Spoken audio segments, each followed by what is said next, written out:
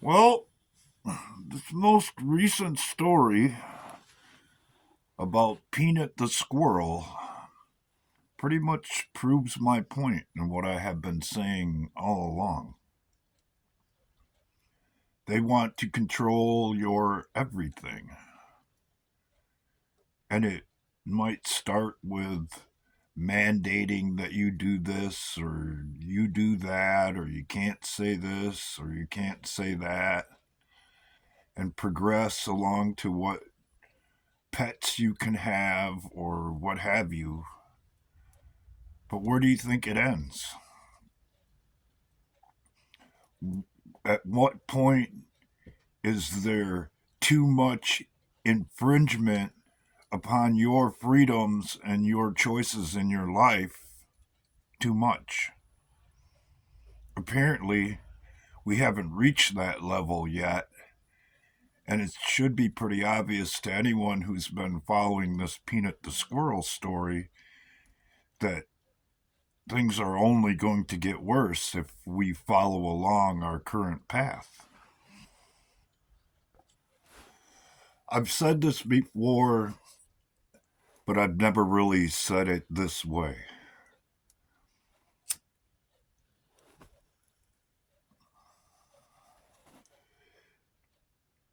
Our government, in particular the Biden administration, and the media and social media companies have been involved in what can only be called conspiracy to commit murder or crimes against humanity because they forbid people to discuss or research alternative treatments for a supposed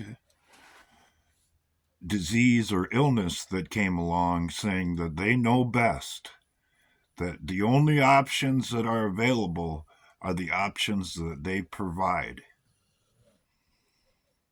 Well, I have somebody in my family who, at the beginning of all of this, I knew wouldn't listen, but I said, hey, don't take that under any circumstances. And they took it, and they took it again, and boosted again, and boosted again, and now they got cancer, and they're going to die. When all that was required was a second of reflection, a, a simple question of why would somebody close to me say, under no circumstances should you take the remedy that the government, social media, and media says you should be taking? But that didn't happen. And that's kind of where we're at today. And this whole Peanut the Squirrel thing really kind of drives it home if you look at it from the right perspective.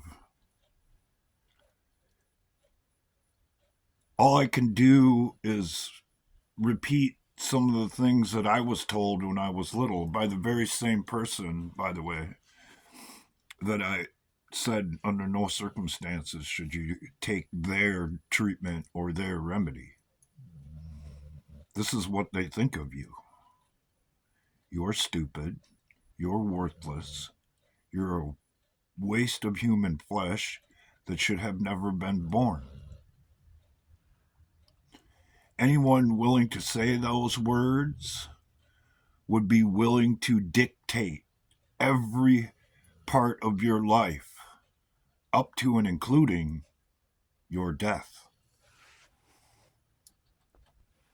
or the death of your pet, your business, your financial well being, your place you lay your head down, and so forth and so on. And it would be in our best interest to, at the very least, give the person who never said anything should be mandated, who tried to offer alternatives, the benefit of the doubt that maybe, just maybe, he's actually on our side. One of the hardest days of my life is going to be sitting in a hospice room explaining to that person who said those hateful things, who I tried to keep away from something that was extremely dangerous, because I plan on being completely honest the whole time. And I hope it doesn't turn into a trend in my life when I say, I tried to warn you, but you didn't listen.